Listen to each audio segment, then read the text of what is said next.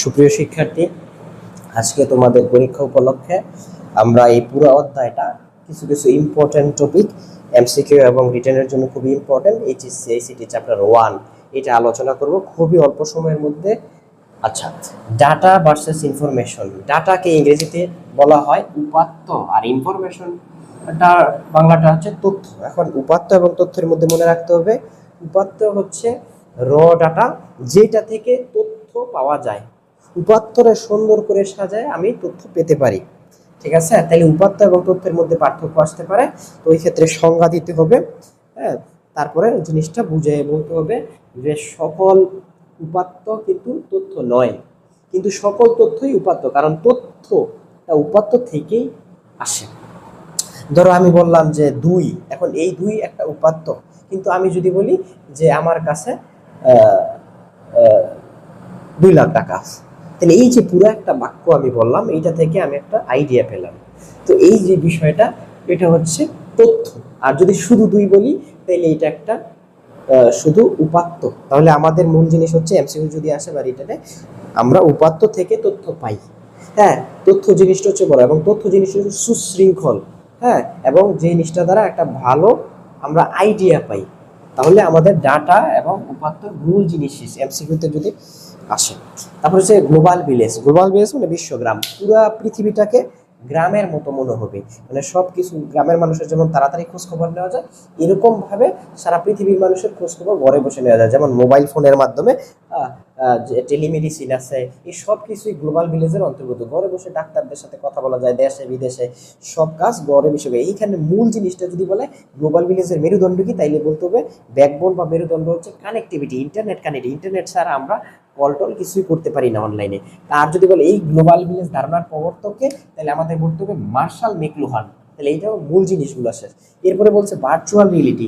Virtual মানে BR technology. এটা মনে রাখতে হবে যে ভার্চুয়াল মানে নকল, রিয়েলিটি মানে বাস্তব, মানে নকল জিনিসটা বাস্তবের মতো মনে হবে। এটা হচ্ছে মূল জিনিস। উদ্দীপকে থাকবে যে চোখে চশমা টশমা পরে একজন ডাক্তার অপারেশন করতেছে, হ্যাঁ, কিন্তু আসলে বাস্তবে কোনো রোগী নাই, এরকম কিছু একটা। যদি এরকম কোনো আবহাওয়ার কথা বলে, বা একজন মানুষ একটা জায়গায় বসে আছে, মনে হচ্ছে সে একটা যানবাহন চালাচ্ছে, অথবা গাড়ির প্রশিক্ষণ, ঠিক আছে, ড্রাইভিং প্রশিক্ষণ যদি বলে, ড্রাইভিং প্রশিক্ষণ খুবই ইম্পর্টেন্ট।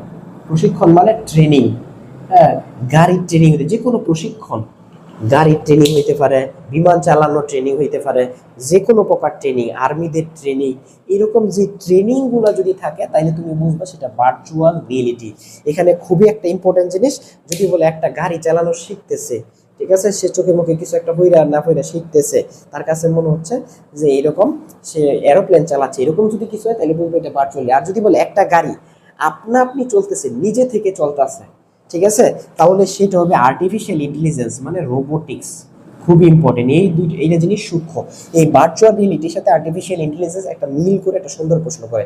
তাহলে যদি বলে একটা গাড়ি আপনা আপনি স্বয়ংক্রিয়ভাবে চলতেছে, তাহলে এটা কোন প্রযুক্তির অংশ? তাহলে বলতে হবে এটা রোবোটিক্স। আর রোবোটিক্স হচ্ছে আর্টিফিশিয়াল ইন্টেলিজেন্স মানে কৃত্রিম বুদ্ধিমত্তার অংশ। তাহলে গাড়ি স্বয়ংক্রিয়,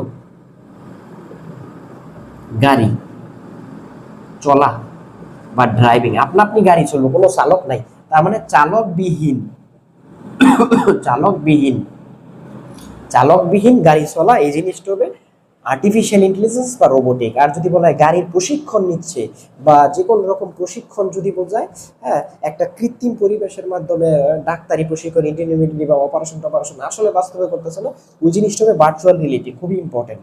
তারপর আমরা আর্টিফিশিয়াল ইন্টেলিজেন্স বা রোবোটিক্স, জিমিনি টিমিনি এগুলা, জিমিনি, চ্যাট জিপিটি, এই সব কিছুই আর্টিফিশিয়াল ইন্টেলিজেন্স অন্তর্ভুক্ত। তো এই যে রোবোটিক্সের অন্তর্ভুক্ত। রোবট মানুষের অনেক উপকার করে, আবার ক্ষতিও হয়। যে একটা রোবট যখন 100 জন মানুষের কাজ করবে, তখন 99 জন মানুষ বেকার হয়ে যাবে, একজন মানুষ এই রোবটটাকে চালানোর জন্য দরকার হবে। তাহলে তোমরা সুন্দর করে, হ্যাঁ, এই আর্টিফিশিয়াল ইন্টেলিজেন্সের উপকারিতা এবং খারাপ দিক এই জিনিসটা পড়বা। হ্যাঁ, রোবোটিক্সের উপকারিতা, রোবোটিক্সের খারাপ দিক, এই জিনিসগুলো পড়তে হবে। আচ্ছা, তাহলে আমরা ভার্চুয়াল রিয়েলিটি দেখলাম, আর্টিফিশিয়াল ইন্টেলিজেন্স দেখলাম। এখানে রোবোটিক্সের খারাপ দিক হচ্ছে মানুষ বেকার টেকার হয়ে যাবে। তারপর আর্টিফিশিয়াল ইন্টেলিজেন্সের কারণে এটা যদি খারাপ ব্যবহার হয়, তাহলে অনেক রকম সমস্যা হতে পারে। আর ভালো অনেক অনেক ব্যবহার আছে। তাহলে এই আর্টিফিশিয়াল ইন্টেলিজেন্স এটা শেষ করলাম, ভার্চুয়াল রিয়েলিটি এটা শেষ মূল জিনিস। যদি ড্রাইভিং বা প্রশিক্ষণ বলে তাহলে বুঝবো ভার্চুয়াল রিয়েলিটি। আর যদি চালকবিহীন আপনা আপনি গাড়ি চলে স্বয়ংক্রিয়, এটা হচ্ছে রোবোটিক্স বা এরপরে আমরা যাবো ক্রায়ো সার্জারি। ক্রায়ো সার্জারি হচ্ছে সার্জারি মানে অপারেশন, মানে শল্য চিকিৎসা। যদি বলে বাংলা ভাষায় শল্য চিকিৎসা বা অপারেশন যদি বলে তাহলে বুঝবা। যদি বলে শীতল তাপমাত্রা, কথাটা যদি শীতল থাকে মানে একদম ঠান্ডা শীতল তাপমাত্রা, এই শীতল তাপমাত্রা মনে রাখতে হবে মাইনাস যে কোনো ডিগ্রি সেলসিয়াস। হ্যাঁ হ্যাঁ, এগুলা মাপা আছে। এবং তরল নাইট্রোজেন, এরকম এরকম জিনিস, তরল নাইট্রোজেন, তরল আর্গন গ্যাস, এগুলা ব্যবহার করা হয়। অনেক ঠান্ডা, বরফের চেয়ে ঠান্ডা যন্ত্রণা অভাব এইসব দিয়ে আল্লাহ তাআলা পরীক্ষা করে অপারেশন করা হচ্ছে, মানুষকে সৃষ্টি করা হচ্ছে পরীক্ষা করার জন্য। ক্রায়ো সার্জারিতে দেখা যাচ্ছে 2 নাম্বার আয়াতও আছে, মানুষকে পরীক্ষা করার জন্য দুনিয়াতে টিউমার, শ্রবণ শক্তি, দৃষ্টি শক্তি, এগুলা মানুষকে দেওয়া হচ্ছে পরীক্ষা করার জন্য। এখন জায়গায় বলা হচ্ছে নির্দিষ্ট গ্যাস প্রয়োগ করে ওই জায়গার কোষগুলো শুধু মেরে ফেলা হয়, আর ভালো কোষগুলোর কোনো ক্ষতি হয় না। ঠিক আছে, এটা হচ্ছে ক্রায়ো সার্জারি মূল কথা। উদ্দীপক দেখে বুঝতে হবে যেটা আসলে কোন ক্যাটাগরিতে পড়ছে। তাহলে ক্রায়ো সার্জারি শেষ। আর ন্যানো টেকনোলজিটা সহজ, যে কোনো জিনিস যদি একদম ছোট জিনিস সূক্ষ্ম সূক্ষ্ম, যেমন প্রসেসর তৈরি, চিপসের প্যাকেট করা, এরকম সূক্ষ্ম সূক্ষ্ম জিনিস, হ্যাঁ, তারপরে কসমেটিক এরকম অনেক জিনিসের মধ্যে যে সূক্ষ্ম জিনিস আছে, হ্যাঁ, সূক্ষ্ম ছোট ছোট জিনিস তৈরি করা বা ছোট জিনিস মিলিয়ে বড় জিনিস তৈরি করা, এরকম ক্ষেত্রে ন্যানো টেকনোলজি ব্যবহার করা হয়। তাহলে প্রসেসর শক্তিশালী এরকম, হ্যাঁ, প্রসেসর তৈরি করা। তারপরে আমরা অনেক কিছুই ন্যানো টেকনোলজি সম্পর্কে আগে আলোচনা করেছি। হ্যাঁ, যে বিভিন্ন প্রকার কসমেটিক বা এরকম কাপড় পরিধান করা, বের করা, যেগুলোতে ময়লা পড়বে না, এরকম অনেক কিছু, এগুলো ন্যানো টেকনোলজি।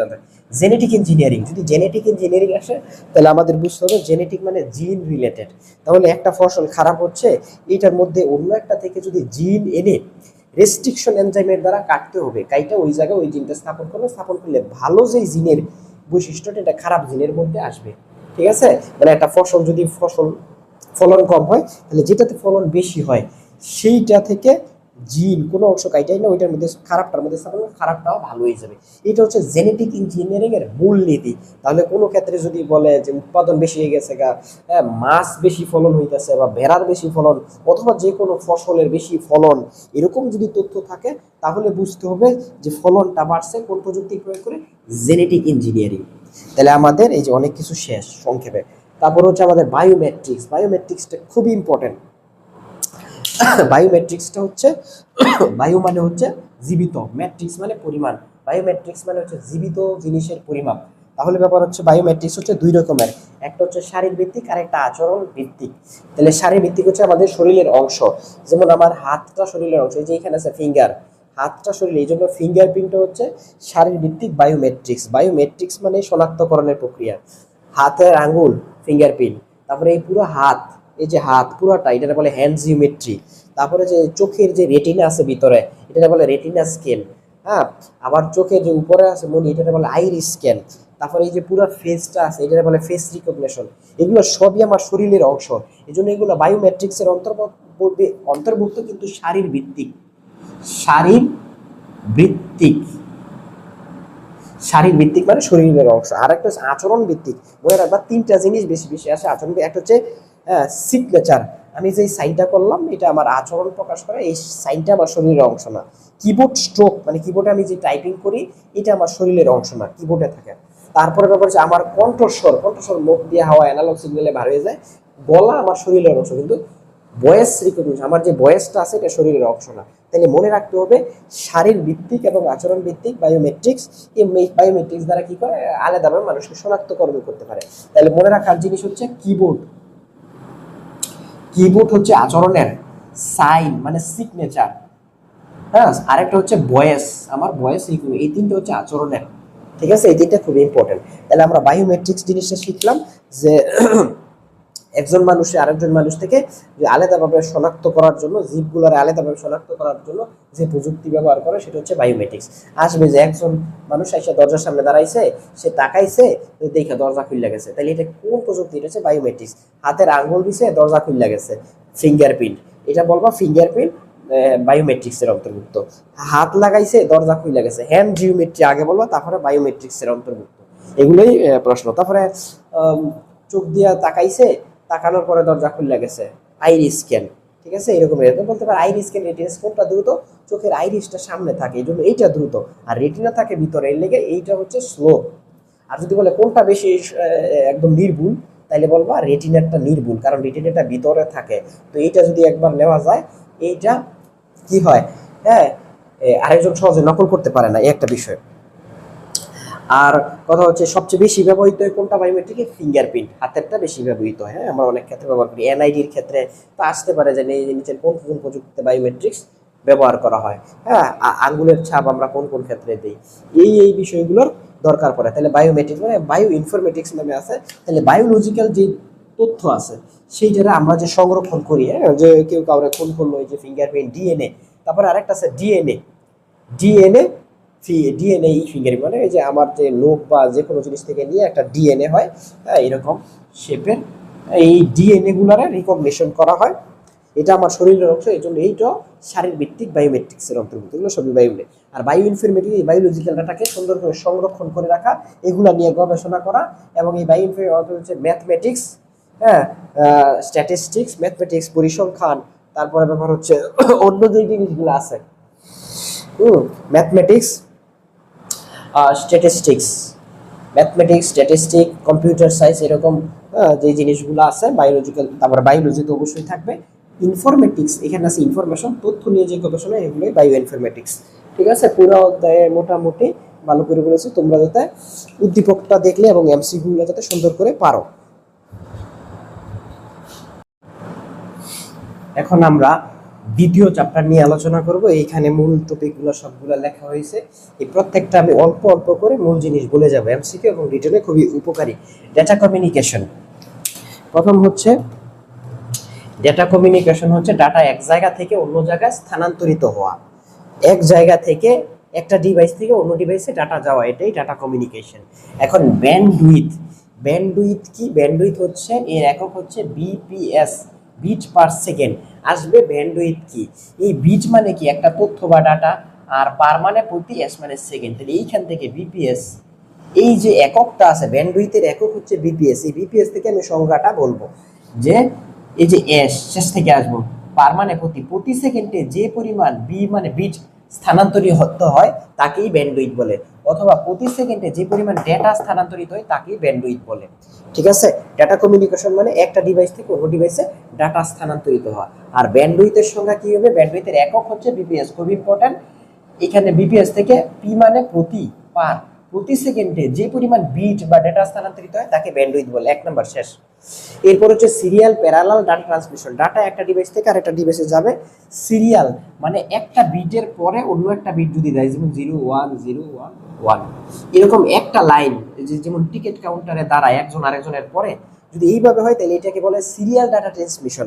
একটা ডাটার একটা বিট যাওয়ার পরে যখন আরেকটা বিট যায় তাহলে সিরিয়াল ডাটা ট্রান্সমিশন। ঠিক আছে, কিন্তু প্যারালাল ডাটা ট্রান্সমিশনে ধরো 8টা লাইন থাকবে, একসাথে 8 দিক দিয়ে 8টা বিট চলে যাবে, তাইলে এটা ফাস্ট। তাহলে প্যারালাল মানে কি একসাথে 8টা বিট যাবে, আর সিরিয়াল মানে প্রথমে একটা বিট এরপরে একটা বিট। তাহলে সিরিয়ালের একটা বিট যাবে, ওই একই সময়ে প্যারালালে 8টা বিট চলে যাবে। তাহলে যদি বলেন serial data transmission, parallel data transmission কোনটা দ্রুতগামী সবচেয়ে ফাস্ট, তাহলে বলতে হবে প্যারালাল ডাটা ট্রান্সমিশন সবচেয়ে ফাস্ট।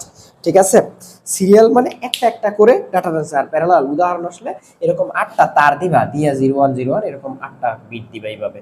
আর সিরিয়াল হলে এইভাবে একটা পর পর আরেকটা। তাহলে আমরা 2 নাম্বার টপিকটা শেষ। এরপরে যে জিনিসটা আছে অ্যাসিনক্রোনাস, সিনক্রোনাস, আইসোক্রোনাস, খুবই ইম্পর্টেন্ট। হ্যাঁ, আচ্ছা, অ্যাসিনক্রোনাস মনে রাখতে হবে, সিনক্রোনাস মানে একই সাথে অনেকগুলা, হ্যাঁ, সিনক্রোনাস মানে একসাথে। এ মানে বুঝবা গ্রিক ভাষা, এ মানে হচ্ছে নট, এ মানে নট, সিনক্রোনাস মানে একসাথে, তাহলে একসাথে না। ঠিক আছে, সিনক্রোনাস মানে কি একসাথে না, অ্যাসিনক্রোনাস মানে একসাথে না, আর সিনক্রোনাস মানে একসাথে। আচ্ছা, তাহলে আমরা দেখি অ্যাসিনক্রোনাস মানে কি একসাথে না। তাহলে একটা উদাহরণ মনে রাখবা, যে আমার কাছে ধরো 100টা চকলেট আছে, তো 100টা চকলেট যদি আমি একটা একটা করে একজনের কাছে ঢিল দিই, তাহলে এই যে জিনিসটা যাবে আস্তে আস্তে যাবে। তাহলে একটা করে বিট আকারে যদি যায়, হ্যাঁ, তাহলে এটা হচ্ছে অ্যাসিনক্রোনাস। আর আমি চাইতেছি একসাথে 100টা দেওয়ার জন্য, তাহলে আমি কি করবো, একটা প্যাকেট করব, প্যাকেট করে একসাথে প্যাকেটটা করে সুন্দর করে এক ঢিলে দিয়ে দিব। তাহলে এই যে জিনিসটা সিনক্রোনাস মানে একসাথে, তাহলে মনে রাখতে হবে যে একসাথে একটা প্যাকেট করে অথবা প্যাকেটরেই বলা হবে ব্লক, মনে রাখতে হবে টেকনিক, প্যাকেট বা ব্লক করে যদি ডাটা ট্রান্সমিশন করা একসাথে অনেকগুলা বিট, ঠিক আছে, একসাথে অনেকগুলা বিট, ঠিক আছে, যদি একটা প্যাকেটের ভিতরে যদি আমি 100টা বিট 130টা বিট এরকম করে যদি ঢিল মারি প্যাকেটটা, তাহলে এটা হচ্ছে সিনক্রোনাস, একসাথে অনেকগুলা গেল। আর অ্যাসিনক্রোনাস একটা একটা করে যাবে, ঠিক আছে। এই অ্যাসিনক্রোনাসের মধ্যে স্টার্ট এবং স্টপ বিটের দরকার পড়ে। এই সিনক্রোনাসটা হচ্ছে আমরা নর্মাল মোবাইলে কথা টথা বলি, ঠিক আছে, এগুলোর ক্ষেত্রে। আর কিবোর্ডের যে ডাটাটা যায় এটা হচ্ছে অ্যাসিনক্রোনাস, অল্প অল্প করে একটা ক্লিক করি প্রথমে এক ডাটা একটা লেটার উঠে, তারপর আরেকটা করলে আরেকটা, এইভাবে সিরিয়ালি যায়। তাহলে অ্যাসিনক্রোনাস হচ্ছে কিবোর্ড টাইপিং, আর সিনক্রোনাস একসাথে আমরা মোবাইলে যে কথা বলি নর্মাল ভিডিও টিডিও দেখি এগুলো অ্যাসিনক্রোনাস। কিন্তু আইসোক্রোনাস হচ্ছে আরো উন্নত। আইসোক্রোনাসের মধ্যে ডাটা খুবই দ্রুত যায়, অনেক দ্রুত কাজ হয়, সেটা হচ্ছে লাইভ ভিডিও, ঠিক আছে। আমরা যে লাইভ ক্লাসগুলো করি এখানে সরাসরি অনেক ডাটার প্রয়োজন হয়, যেহেতু দ্রুত ডাটাগুলো পাস হচ্ছে। তাহলে আইসোক্রোনাস, সিনক্রোনাস এবং অ্যাসিনক্রোনাস দুইটার মিশ্রণ, এবং এইটা আইসো শব্দের অর্থ, হ্যাঁ, একই সাথে, এটাও একই সাথে, এটাও একই সাথে, কিন্তু আইসো যেটা সেটা হচ্ছে লাইভ, সেটাতে অনেকগুলো ডাটা একসাথে যায়। তাহলে আইসোক্রোনাস হচ্ছে সবচেয়ে ভালো। তাইলে আমরা 3 নাম্বার আসে, এখন ইউনিকাস্ট, ব্রডকাস্ট, মাল্টিকাস্ট, এটা খুব ইম্পর্টেন্ট। Unicast, broadcast, multicast.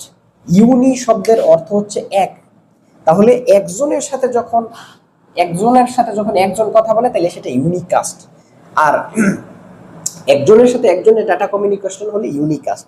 এখন যদি বলে মাল্টিকাস্ট জিনিসটা কি, হ্যাঁ, মাল্টিকাস্ট হচ্ছে আমরা যদি একটা ভিডিও গ্রুপ কলিং করি, ঠিক আছে, অনেকের তো লাখ লাখ মানুষের মোবাইল আছে, হ্যাঁ, তো এখন ব্যাপার হচ্ছে আমরা যাদেরকে এটার অ্যাক্সেস দেই বা জুমে ক্লাস অথবা গুগল মিটে ক্লাস যাদেরকে অ্যাক্সেস দেওয়া হয় শুধু তারাই ক্লাস করতে পারে, ঠিক আছে, অন্য যারা অ্যাক্সেস দেওয়া হয় না সে ক্লাস করতে পারে না। গুগল মিট এবং জুম এটার একটা উদাহরণ।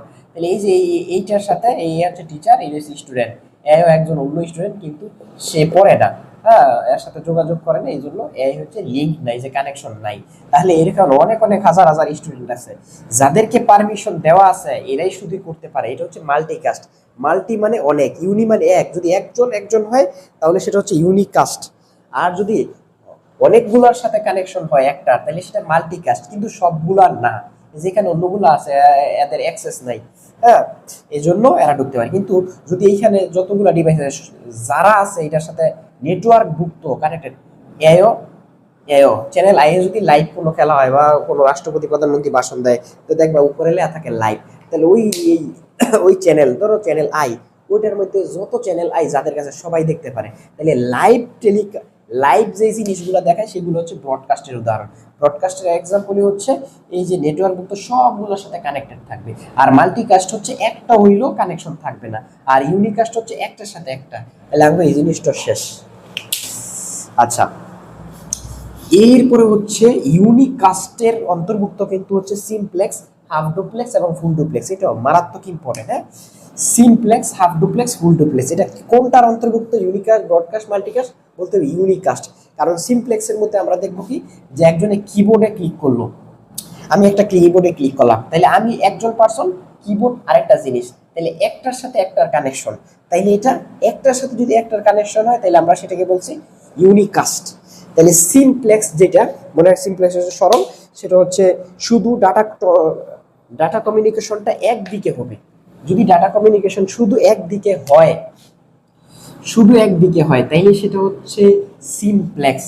খেয়াল করো, তাহলে এটার উদাহরণ কি? সিমপ্লেক্সের কিবোর্ডের মধ্যে আমি টিপলে শুধু এইটা এই মনিটরে বা কম্পিউটারে ঢুকে, কিন্তু কম্পিউটার থেকে আমার কাছে কিছু আসে না, তাহলে কিবোর্ড হচ্ছে সিমপ্লেক্সের উদাহরণ।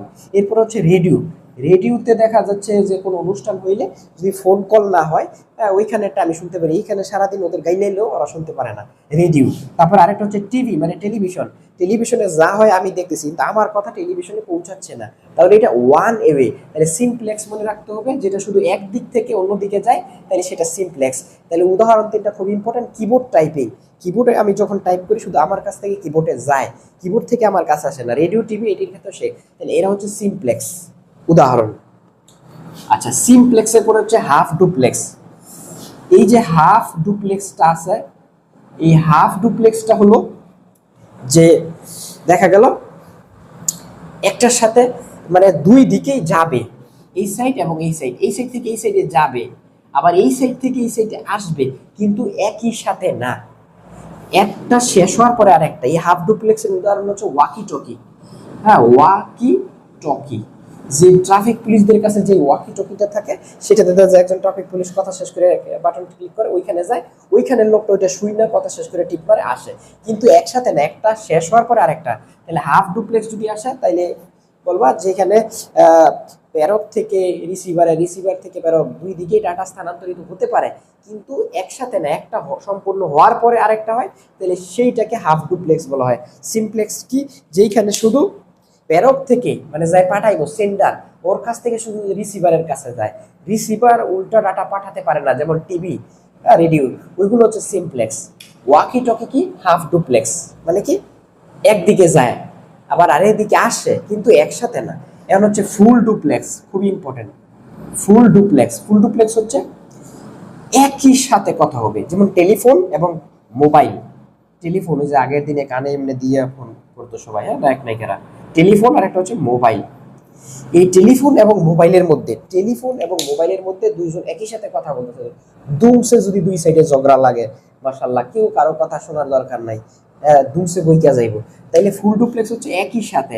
তাহলে টেলিফোন কল এবং মোবাইল ফোন, এই দুইটার মধ্যে দেখা যায় যে একই সাথে টেলিফোন এবং মোবাইল কল দুইটার মধ্যে একই সাথে,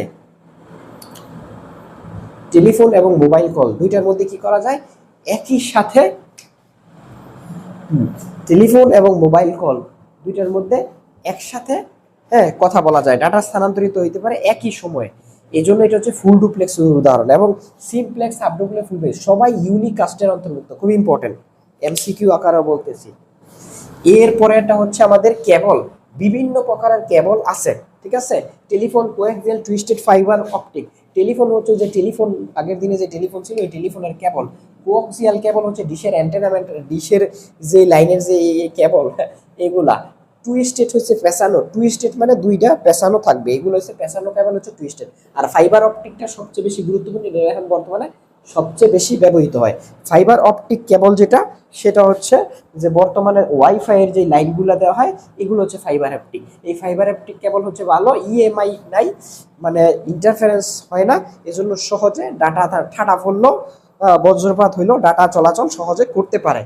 তাহলে ফাইবার অপটিক কেবলটা ভালো, এটা আলোর বেগে ডাটা চলাচল করে, মানে সবচাইতে ফাস্ট, এবং এইটার মধ্যে ডাটা ঠাডা ঠাডা বজ্রপাতের সময় সমস্যা হয় না, ডাটা নির্বিঘ্নে চলাচল করতে পারে। আর অন্যগুলোতে একটু সমস্যা হয়। তাহলে আমাদের কেবল মানে তার, এই তার দিয়ে যে ডাটা চলাচল হয় সেটা হচ্ছে ওয়্যার্ড মাধ্যম, তার মাধ্যম। আবার তার ছাড়াও অনেক ডাটা চলাচল করে যেখানে তারের সংযোগ নাই, যেমন ব্লুটুথ। ব্লুটুথ হচ্ছে আমার মোবাইলে আছে, আরেকজনের মোবাইল আছে, একজন আরেকজনের মোবাইলে ডাটা ট্রান্সফার করতে পারে ব্লুটুথের মাধ্যমে।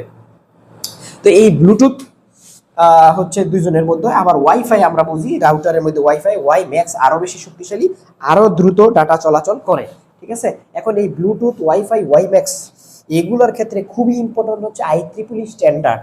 ব্লুটুথের ক্ষেত্রে মনে রাখতে হবে 802.সামথিং, আবার 802.সামথিং, 802.সামথিং, এগুলো তোমাদের অনেক পড়াইছি।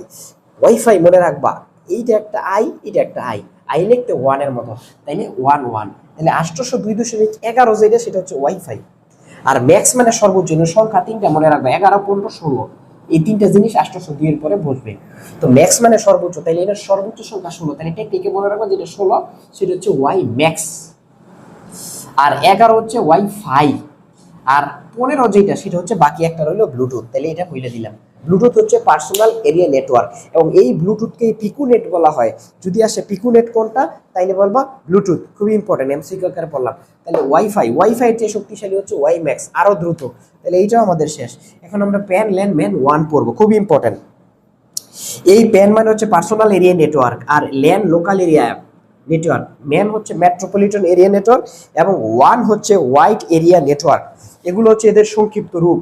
তো এখন ব্যাপার হচ্ছে এদের কাজ হচ্ছে, প্যান হচ্ছে ব্লুটুথ, প্যানের উদাহরণ কোনটা, ব্লুটুথ, মানে পার্সোনাল এরিয়া নেটওয়ার্ক। দুজনের পাহাড়ের উপরে গেছে, দুজনের কাছে দুইটা মোবাইল আছে, তারা ডাটা ট্রান্সফার করতে পারবে, এটা হচ্ছে প্যান।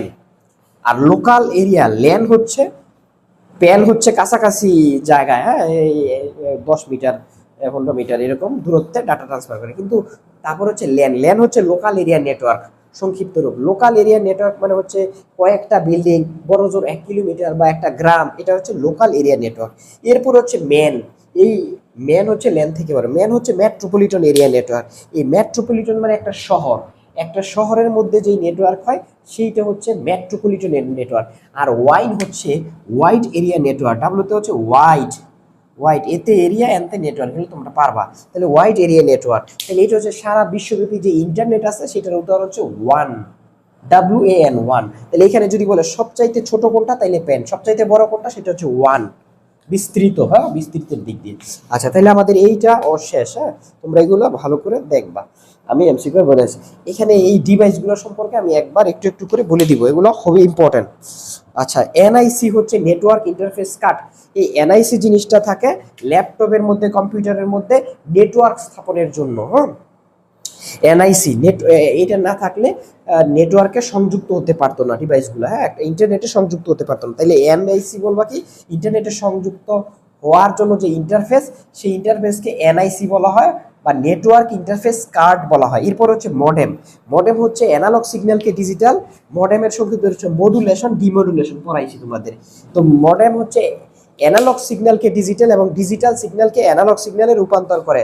মোবাইলে যে ডাটা আছে সেটা হচ্ছে ডিজিটাল, বের হয় এটা অ্যানালগ, আবার অ্যানালগ থেকে আরেকটা মোবাইলে যখন ঢুকে তখন এটা ডিজিটাল হয়। তাহলে এই মডেমের কাজ হচ্ছে অ্যানালগ সিগন্যালকে ডিজিটাল এবং ডিজিটাল সিগন্যালকে অ্যানালগ সিগন্যালে রূপান্তর করা, এই হচ্ছে মডেম। এরপরে হাব এবং সুইচ নামে দুইটা ডিভাইস আছে, এই দুটো খুবই ইম্পর্টেন্ট। তাহলে হাব কি? হাব হচ্ছে মোটামুটি একটা মাল্টিপ্লাগের মতো অনেকগুলো ডিভাইসকে কানেক্ট করতে পারে। কিন্তু হাব এবং সুইচের মধ্যে সুইচ হচ্ছে বুদ্ধিমান এবং সবচেয়ে সুবিধাজনক, সবচেয়ে ভালো। আসবে হাব এবং সুইচের মধ্যে কোনটা সবচেয়ে বেশি ভালো, তাহলে তোমরা ওই সময় উত্তর দিবা সুইচ বেশি ভালো, সুইচ বেশি সুবিধাজনক। দুইটাই একই রকম, অনেকগুলো পোর্ট আছে। কিন্তু সুইচে যেই কাজটা করতে পারে সেটা হচ্ছে ম্যাক অ্যাড্রেস শনাক্ত করতে পারে। ম্যাক অ্যাড্রেস শনাক্ত করতে পারে। হ্যাঁ, ম্যাক হচ্ছে মিডিয়া অ্যাক্সেস কন্ট্রোল, মানে একটা কম্পিউটারের মধ্যে, একটা মোবাইলের মধ্যে সিল মারা থাকে কিছু অ্যাড্রেস, যেটা তার আইডেন্টিটি ডিক্লিয়ার করে। হ্যাঁ, হ্যাঁ, এইটা তার পরিচয় ডিক্লিয়ার করে, এটা শনাক্ত করতে পারে সুইচ। দুইটারই, হাব এবং সুইচের অনেকগুলো পোর্ট আছে, কিন্তু সুইচ এটা শনাক্ত করতে পারে। এই জন্য যদি 1000টা ডিভাইস আছে, আমার মন চায় আমি একটা ডিভাইসে ডাটা পাঠাবো, ঠিক ওইটাতে আমি ডাটা পাঠাতে পারবো, কারণ সুইচ এটা শনাক্ত করতে পারে। কি শনাক্ত করতে পারে? Mac address. এই জন্য সুইচটা হচ্ছে ভালো, আর হাবটা ম্যাক অ্যাড্রেস শনাক্ত করতে পারে না, এই জন্য এটা নেটওয়ার্ক মুক্ত, নেটওয়ার্কের সাথে কানেক্টেড, সবগুলাতেই সে ডাটা পাঠায়। তাইলে হাব কি করে? ব্রডকাস্ট করে। যেহেতু সবগুলাতে দেয়, তাইলে বলবে নিচের কোন ডিভাইসটি ব্রডকাস্ট করে, তাইলে বলবো হাব হচ্ছে ব্রডকাস্ট করে, সবার কাছে ডাটা পাঠা দেয়। আর সুইচ হচ্ছে বুদ্ধিমান, সে যার কাছে দরকার তার কাছে। রাউটার কি? রাউট মানে হচ্ছে রাস্তা। তো রাউটারের কাজ হচ্ছে নির্দিষ্ট রাস্তা ফলো করে, আমরা রাউটার ব্যবহার করি, নির্দিষ্ট রাস্তা ফলো করে আমার মোবাইলে, অন্যের মোবাইলে, অন্যের ল্যাপটপের মধ্যে ডাটা প্রেরণ করে শর্টকাট রাস্তায়, সবচেয়ে সুবিধাজনক রাস্তায়। তাহলে রাউটার হচ্ছে কি? ডাটার পথ নির্দেশ করে এবং একটা রাউটিং টেবিল সৃষ্টি করে, ওই অনুযায়ী সে সঠিক রাস্তা অনুযায়ী ডাটা প্রেরণ করে, রাউটার। এরপরে হচ্ছে রিপিটার। রিপিটার হচ্ছে রিপিট করে একটা ডাটা বা তথ্য পাঠানো হচ্ছে, সেই তথ্যটা যদি দুর্বল হয়ে যায়, ঠিক আছে, একটা নির্দিষ্ট দূরত্বের সিগন্যালটা দুর্বল হয়ে যেতে পারে শব্দের নয়েসের কারণে। দুর্বল হয়ে গেলে এই রিপিটার নামে একটা যন্ত্র আছে, যেই যন্ত্রটা করে কি, ওইটার আবার শক্তিশালী করে আবার পুনরায় ডাটাটা সামনের দিকে আগাতে সাহায্য করে। তাই রিপিটার হচ্ছে দুর্বল সিগন্যালকে শক্তিশালী করে, যেটা অ্যানোনিয়েশনের কারণে দুর্বল হয়ে যায়। ব্রিজ। ব্রিজ হচ্ছে কি? রাস্তার মাঝখানে দেয়, বড় রাস্তারে সংযুক্ত করে। তাহলে অনেকগুলা ছোট ছোট নেটওয়ার্কে, অনেকগুলা রাস্তারে যেই যন্ত্রটা, যেই ডিভাইসটা সংযুক্ত করে তাকে বলে ব্রিজ। খুবই ইম্পর্টেন্ট কথা। হ্যাঁ, তাহলে আমরা কি বললাম? ব্রিজ কি? আরেকটা জিনিস আছে গেটওয়ে। গেটওয়ে, আচ্ছা, রাউটার। গেটওয়ে হচ্ছে ভিন্ন প্রোটোকল বিশিষ্ট নেটওয়ার্কে সংযুক্ত করে। মনে রাখবা, রাউটারটা কি করে? একই প্রোটোকল, হ্যাঁ, একই ইয়ার আন্ডারে যেগুলো নেটওয়ার্কটা থাকে, হ্যাঁ, একই প্রোটোকল। যেমন আমারটা লোকাল এরিয়া নেটওয়ার্ক, এই লোকাল এরিয়া। আর গেটওয়ে কি করবে? লোকাল, ম্যান, ওয়ান, ভিন্ন ভিন্ন নিয়ম কানুন নেটওয়ার্কে সংযুক্ত। মূল, খুব ইম্পর্টেন্ট। যদি বলে রাউটার কি? রাউটার হচ্ছে একই প্রোটোকলের জিনিসটা সংযুক্ত করে, একই প্রোটোকল মানে একই নিয়ম, প্রোটোকল মানে নিয়ম। গেটওয়ে হচ্ছে কি? গেটওয়ে হচ্ছে ভিন্ন প্রোটোকল বিশিষ্ট নেটওয়ার্কে সংযুক্ত করে, আলাদা আলাদা। সবগুলা বলা হয়েছে। ব্রিজ মানে কি? অনেকগুলা ছোট ছোট নেটওয়ার্কের মাঝখানে এই ব্রিজ ডিভাইসের সাহায্য করে অন্য নেটওয়ার্কগুলো ছোট ছোট নেটওয়ার্কগুলো সংযুক্ত করে, এটা হচ্ছে ব্রিজের কাজ। আচ্ছা, এরপরে হচ্ছে টপোলজি। আমরা টপোলজিগুলো খুব ভালো পড়ছি যে বাস টপোলজি হচ্ছে বাসের মতো আকৃতি, ঠিক আছে। আর যেটা রিং টপোলজি সেটা হচ্ছে রিং মানে আংটির মতো আকৃতি।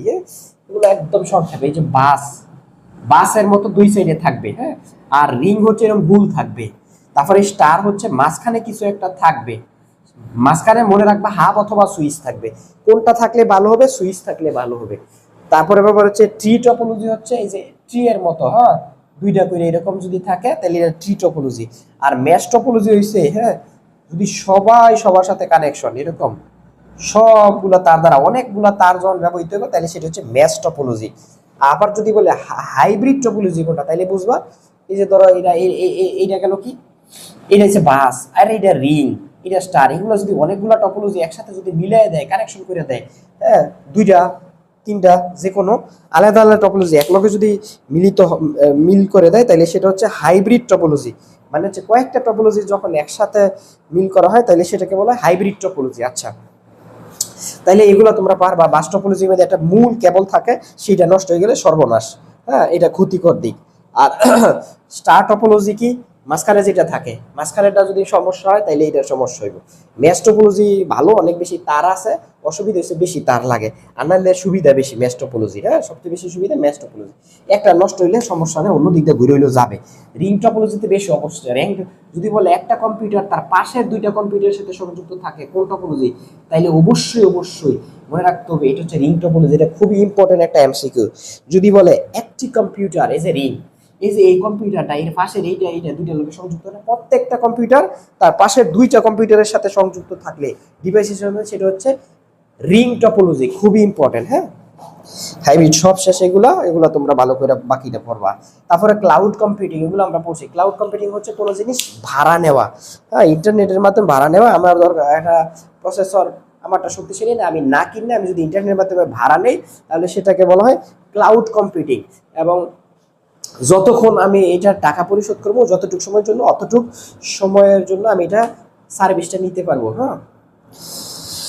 আচ্ছা, যতক্ষণ আমি এটা পরিশোধ করবো ততক্ষণ। তাহলে সাস পাস ইয়াস আছে। সাস হচ্ছে software as a service, PaaS platform as a service, IaaS হচ্ছে infrastructure as a service. Infrastructure মানে হচ্ছে আমার প্রসেসর, র্যাম, মেমোরি এগুলা ব্যবহার করা। সাস হচ্ছে কোনো একটা সফটওয়্যার আমি ওদেরটা ব্যবহার করা। পাস হচ্ছে কোনো একটা প্ল্যাটফর্ম ব্যবহার করা, যেমন কোনো অ্যান্ড্রয়েড ডেভেলপমেন্ট এগুলো করার জন্য কোনো প্ল্যাটফর্মের দরকার পড়ে, যে প্ল্যাটফর্মের মধ্যে ওই সফটওয়্যারটা ডেভেলপ করা হয়। তো সাস পাস ইয়াস এগুলো সংক্ষিপ্ত রূপ ভালো করবা। এগুলো ক্লাউড কম্পিউটিং এর উদাহরণ।